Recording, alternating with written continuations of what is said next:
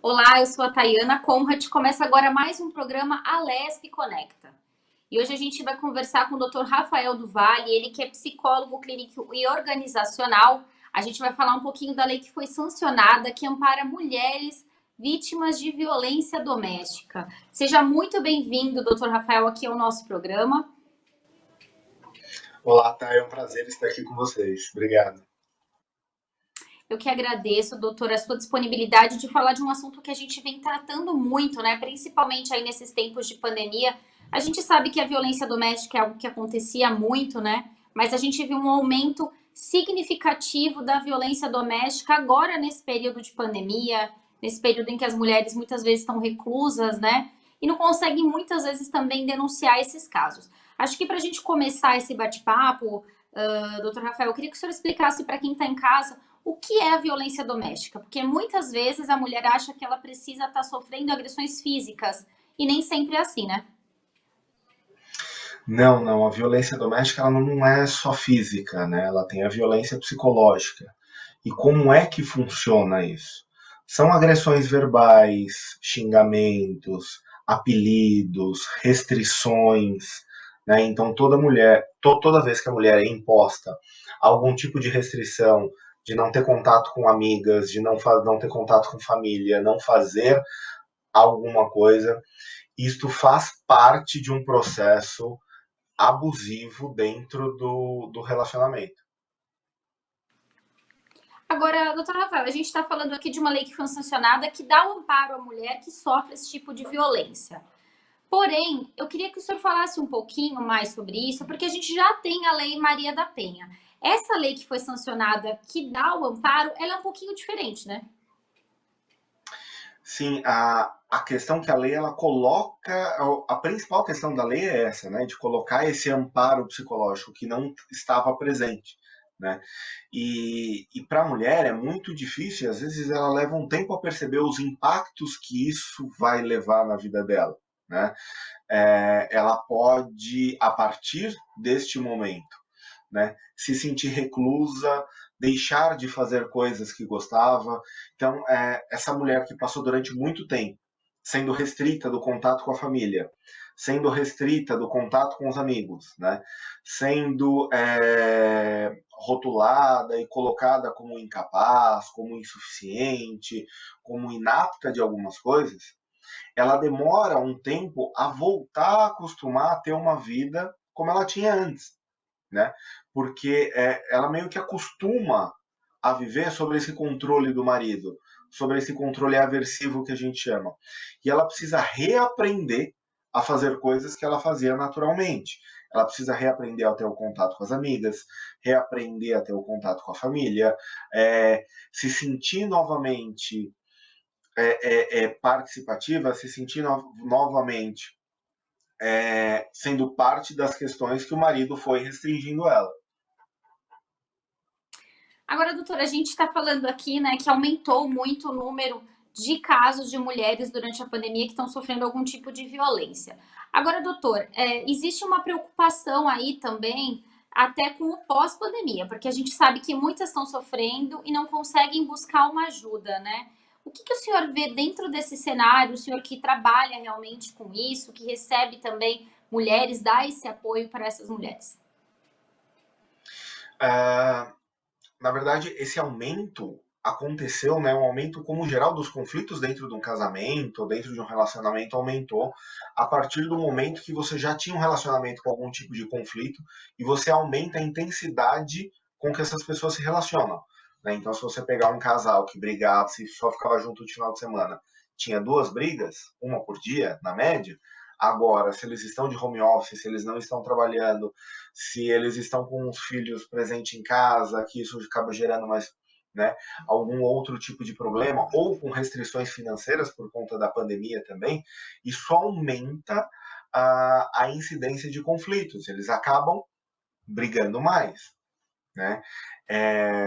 Uma dica é que essas mulheres realmente procurem se informar, procurem ajuda, né, de algum tipo. Ou elas precisam de uma ajuda para elas, né, em casos mais graves, em casos menos graves, talvez uma ajuda para o relacionamento, né?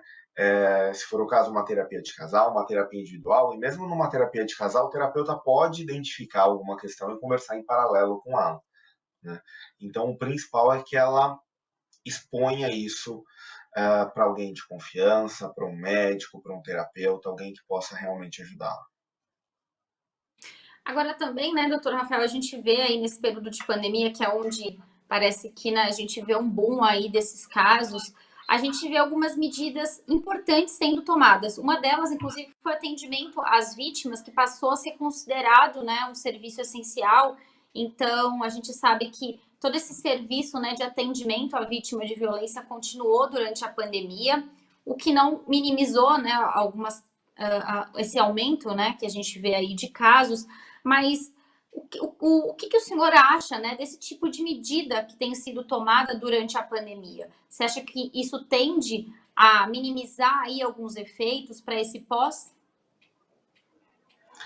Eu acredito que sim. Eu acho que a quantidade, sempre que você expõe a pessoa a possibilidade de ter o contato com o psicólogo, mesmo que seja no início um pouco para cumprir um protocolo, para cumprir uma lei, ela tem a oportunidade de ali ela conhecer o que é o trabalho, que ainda existe um certo nível de preconceito, de se abrir, de se expor, de ter o contato, porque muitas vezes as pessoas não sabem exatamente o que vão falar, o como vai falar, o como vai ser.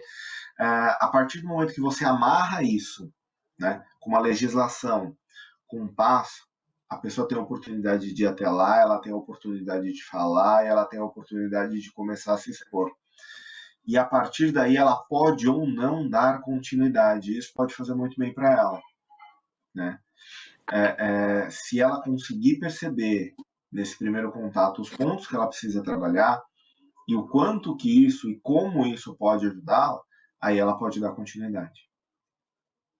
Agora, doutora, a gente, é claro, está falando, né, de uma lei aí que foi sancionada, que dá esse amparo a mulheres vítimas de violência doméstica. Agora, a gente falando um pouquinho, saindo até um pouco dessa questão da lei, entrando um pouquinho mais na questão da violência doméstica, a gente sabe que isso, a violência doméstica não é só, né, em caso de casal, entra aí também a questão de crianças e idosos, né? Qual a importância desse amparo também nessas questões, né? Quando a gente vê aí a questão de uma criança ou de um idoso, que a gente sabe que também aumentou, né, durante a pandemia. Tanto para a criança quanto o idoso, esse amparo é essencial, né? E eu saliento aí que também para o homem, né? Que às vezes a gente tem essa vertente, porque muitas vezes o homem ele fica com preconceito, né? Pela imagem da sociedade, pelo que ele vai falar. Eu já recebi homens vítimas de violência também, né? Dizendo eu apanho da minha mulher e não sei o que fazer, né? E as pessoas não sabem o que fazer, não sabem o como procurar, né?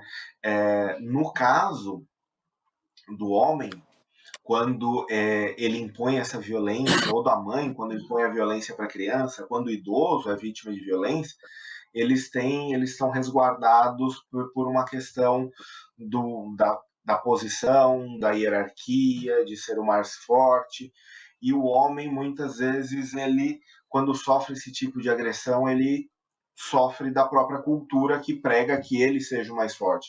Como é que ele, sendo mais forte, ele vai sofrer também? Então, todo mundo precisa ter esse tipo de acolhida, todo mundo precisa ter esta oportunidade de ter esse contato. A nossa sociedade vem ficando cada vez mais. A gente vem passando por transformações onde a gente que deixa a sociedade mais ansiosa, com diversas questões que precisam ser trabalhadas, e esta é uma mais, né, que a gente precisa trabalhar. E quando a gente fala, doutor, de amparo, o que seria esse amparo, né? Agora também saindo um pouco da questão de lei, né? Porque a gente muitas vezes fala de denúncia, de ir até uma delegacia, de procurar o direito, mas a gente sabe que existe a questão emocional e eu queria que o senhor falasse um pouquinho disso. Na verdade, tem um caminho que muitas vezes a gente precisa traçar dentro desse atendimento. A gente começa com o acolhimento, né? Acolher essa pessoa, ouvir o que ela tem a falar, deixar ela identificar quais são os sentimentos dela, quais são as sensações, as lembranças que ela tem. E aí a gente começa a fazer análises para começar a perceber o impacto disso, né? Qual é o impacto dessas lembranças na vida dela? Qual é o impacto destes sentimentos na vida dela? O quanto que isso pode mudar, fazer com que ela faça coisas em função desse sentimento, em função dessas lembranças, e o quanto, principalmente, ela deixa de fazer coisas, né? O quanto ela deixa de se deixar experienciar um novo relacionamento por conta do relacionamento antigo dela, que foi muito traumático, né? O quanto que ela pode deixar de viver, ou de deixar de ter uma vida dita como normal por conta disso. Então a gente começa a fazer essas análises com ela para que elas percebam esses impactos e comecem a ter atitudes caminhando para uma mudança. E quando a gente fala de criança, né, doutor Rafael, a gente falando de adulto já é uma questão bastante delicada, mas quando é criança, é vítima de violência doméstica, não sei se você já recebeu, se você pode relatar esse tipo de caso. Na minha experiência, eu não tenho tanta experiência com trabalho com crianças, né? Tive algumas experiências com adolescentes, né? E tive experiência com adultos que sofreram a violência na infância, né? Essa violência pode trazer repercussão durante toda a vida da pessoa, né? É muito difícil a gente prever o impacto que isso vai acontecer, né? Agora, o que os estudos comprovam é que quanto mais tempo se demora para poder trabalhar isso, né, a probabilidade disso dar algum problema em algum momento aumenta, né? Porque aquele sentimento está guardado, né? Uma analogia que a gente faz é que sentimento é como se fosse um gás. E aí, para você prender um gás, você precisa fazer muita força, precisa ter uma intensidade muito grande, né? E a gente precisa ir conversando para encontrando alguma forma desse gás ir se dissipando, né? Para que esses sentimentos causados por essa violência, que no caso da criança tem um peso maior porque ela é uma violência contraditória, né? Porque geralmente a criança é violência ela recebe violência dos pais. E os pais têm uma figura de proteção, de carinho, de amor. E às vezes ele até tem essa vertente de proteger em alguns momentos, mas em outro ele agride, né? E para a criança lidar com essa ambiguidade, né? Como que aquela pessoa que deveria me proteger, ela está me agredindo? Como que aquela pessoa que deveria me proteger, ela está me machucando? Né? É muito difícil. Né? Às vezes já é difícil para quem é adulto, para quem é criança, mais difícil ainda. Né? Então, para a criança lidar com toda essa relação, esse acompanhamento, esse processo de acolhimento é extremamente importante. Eu até entrei nessa questão, né, doutor, justamente porque a gente vê nas crianças agora estão retomando aos poucos aí a vida escolar, muitas ainda não, porque a família achou melhor ainda não, mas existe também uma preocupação de toda a categoria, né, de educação quanto a isso. A gente sabe que muitas vezes quem identifica esse tipo de violência é a própria escola, são os professores. Doutor, seria interessante talvez que as escolas também tivessem um preparo para esse retorno, porque a gente imagina que vai ser bastante complicado, os números vão aumentar bastante, né? Sim, com certeza. A escola é uma das principais vias, né, de identificar violência contra a criança, né? Porque quando a criança ela sofre violência, o comportamento dela também muda, né? E para ter noção do comportamento virtual dos alunos é muito mais difícil, né? Recentemente, por conta de um adolescente que eu atendo, eu estava conversando com o coordenador pedagógico de uma escola e ele disse sobre a dificuldade, por exemplo, de que os alunos mantessem a câmera aberta, né? E às vezes o professor não tem nem noção se o aluno está realmente do outro lado ou não, né? E como você faz? Né? Como é que você faz esse acompanhamento? Houve um distanciamento muito grande dessa figura da escola, que era uma das figuras principais para que a criança pudesse, para que pudesse ser identificado esse tipo de violência, né? E o amparo dessas crianças neste retorno vai ser importante para identificar o que é uma mudança natural da criança, porque a criança muda muito de um ano para o outro, o adolescente muda muito de um ano para o outro, e a gente já está falando aqui de mais de um ano, né?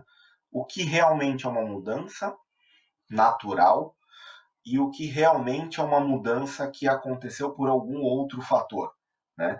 A gente está vendo um movimento grande nas empresas, por exemplo, preocupado com os funcionários, contratando psicólogos, né? A gente consegue ver esse movimento no mercado, mas eu não vi ainda esse movimento nas escolas, de ter um psicólogo específico para esse tipo de trabalho, de ter uma identificação específica para poder fazer essa avaliação, porque essa avaliação é muito difícil de ser feita no coletivo, ela tem que ser no individual, tem que ser de pessoa para pessoa, né? Então acho que essa atenção da escola seria muito boa para os alunos. É verdade. Agora, doutor, voltando um pouquinho, né, para o nosso ponto inicial aí da nossa entrevista, o principal, queria que o senhor desse um pouquinho da sua opinião quanto a essa lei sancionada que dá o amparo para essas mulheres, então, vítimas de violência. Eu queria que o senhor desse a sua opinião e falasse da importância disso também e de talvez, dentro de tudo isso que a gente conversou, estender um pouquinho, né, essa lei para outros tipos de violência, até como o senhor colocou aqui, a violência contra o homem, que a gente às vezes acaba não falando, mas também existe. Sim, eu acho que a lei é muito boa. Eu acho que as mulheres são, sim, um público que sofre uma violência e o homem tem uma facilidade para fazer a violência por conta de toda a nossa sociedade, né? E por conta de questões genéticas, às vezes é um pouco maior, um pouco mais forte, né? Então tem essa cultura e algumas culturas a gente vê que isso é mais presente. Porém, a gente deixa de fora as crianças que precisam muito, os idosos que precisam muito e os homens também. Então, eu acho que essa questão psicológica poderia ser um pouco mais abrangente, né? Os números de ansiedade, depressão, por questões que a gente pode discutir aqui durante um bom tempo, vem crescendo, mas a gente vê esse amparo e esse cuidado muito ligado a áreas específicas, mas acho que isso deveria ser de forma mais geral. A própria psicologia tem que ser desmistificada, né? A psiquiatria também, mas ainda acho que a psiquiatria ainda é um pouco mais fácil da pessoa se adaptar do que o psicólogo, né?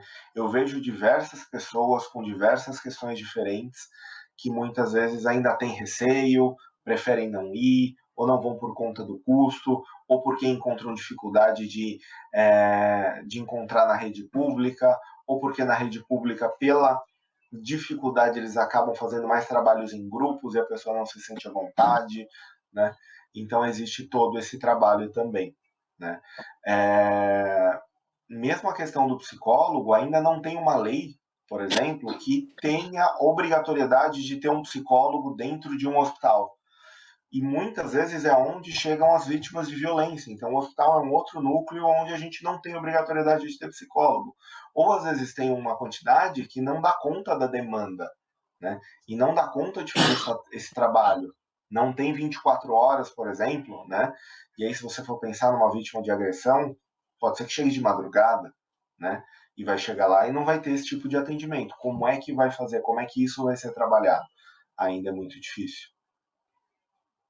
Aí o senhor trouxe, né, essa questão de não ter um psicólogo, às vezes, dentro de um hospital, e isso me chama atenção também em delegacias da mulher, né? Talvez seria interessante a gente ver casos de mulheres muitas vezes, né, para você ver como às vezes isso atinge mais pessoas da família, mulheres chegando com filhos pequenos que foram agredidas, muitas vezes as crianças também foram agredidas e elas chegam na delegacia para fazer uma denúncia e elas não têm aquele primeiro amparo essencial. A gente já imagina o quanto é difícil para aquela mulher estar lá se expondo com os próprios filhos e não ter dentro de uma delegacia. Então, seria realmente uma política pública que seria interessante ser implementada tanto em hospitais quanto em delegacias, né? Sim, tanto hospitais quanto em delegacia, e você precisa ter um amparo de atendimento para a mulher e um amparo de atendimento para as crianças, né? Porque no mínimo de privacidade a mulher precisa ter para quando ela vai falar com o delegado, vai falar com o psicólogo, que tem alguém também que cuide da criança, né? Porque ela não vai levar o filho, né, para ouvir ela falando do pai, ou ela pode não se sentir à vontade de falar tudo junto com um ou mais filhos, independente da idade do filho. Né? Ela precisa de um ambiente onde ela pode se sentir confortável, porque você não vai ter esse tipo de conversa em um corredor. Ela precisa de um tempo para poder assimilar as informações, de talvez uma oportunidade para que ela volte para ter uma segunda etapa deste processo, né? Para que isso não fique rompido, porque a gente tem aí no sistema de saúde unidades de atendimento de urgência, unidades de atendimento de continuidade. Às vezes ela vai, se, consegue o contato com o psicólogo na urgência, mas também depois não consegue dar continuidade com ele, nunca mais tem o contato com ele, porque ela não foi agredida novamente. Ela só vai ter contato com esse profissional se ela for agredida no plantão desse profissional novamente. Né? E aí a gente perde a questão do vínculo psicológico, que é muito importante. A partir do momento que ela já desabafou comigo como profissional, por exemplo, num sistema de saúde, da próxima vez ela vai e ela precisa contar toda a história dela para um outro profissional, né? E assim por diante. Ou então contou na delegacia, vai ter que contar no hospital de novo. Precisa ter uma melhor forma de linkar todos esses serviços. Tá certo, doutor Rafael. A gente está aqui falando bastante, né, sobre a questão da violência física. Agora, a gente precisa lembrar que todas essas questões, né, eu acho que acaba sendo mais agravado ainda, porque a gente vê uma falta também de amparo quando a violência psicológica, e a gente sabe que muitas vezes essa traz mais traumas ainda do que a violência física. Né? Sim, a violência psicológica, ela traz esses traumas, e é mais difícil de ser percebida, né? Porque como que você vai perceber uma violência psicológica? Você consegue perceber numa nuance, numa mudança de comportamento que pode ou não ser causada por uma violência psicológica. Ela pode ter um outro fim, né? A principal distinção que você pode fazer, ou uma das possibilidades de fazer essa distinção, é quando tem uma mudança de comportamento da pessoa na presença do agressor. Então, uma pessoa, uma mulher que começa a ficar diferente na presença do marido, né? E quando o marido não está presente, ela age da mesma forma que ela agia antes, isso pode ser um sinal aí de que tem alguma coisa de errado neste relacionamento. Né? Ela está evitando se comportar de uma maneira natural na frente do marido. Né? Isso não está fazendo bem para ela. Tá certo. Doutor Rafael do Vale, queria agradecer aí a sua presença aqui no nosso programa Lesp Conecta, né? A gente falou aí de um assunto muito importante, trouxe essa questão que eu acho que também é um avanço, né? Ter uma lei como essa sancionada, mas a gente sabe que ainda falta muito, né? Para que a sociedade consiga aí ter consciência e também ter o amparo necessário, né? A gente trouxe aí outros tipos de violência também. Muito obrigada pela sua contribuição aqui no programa Lesp Conecta. Obrigado. Obrigado, foi um prazer. Um grande abraço, Thay. Esse foi mais um programa Alesp Conecta. Para você rever esse programa, acesse a nossa plataforma no YouTube da Rede Alesp. Muito obrigada e até um próximo programa. Tchau, tchau.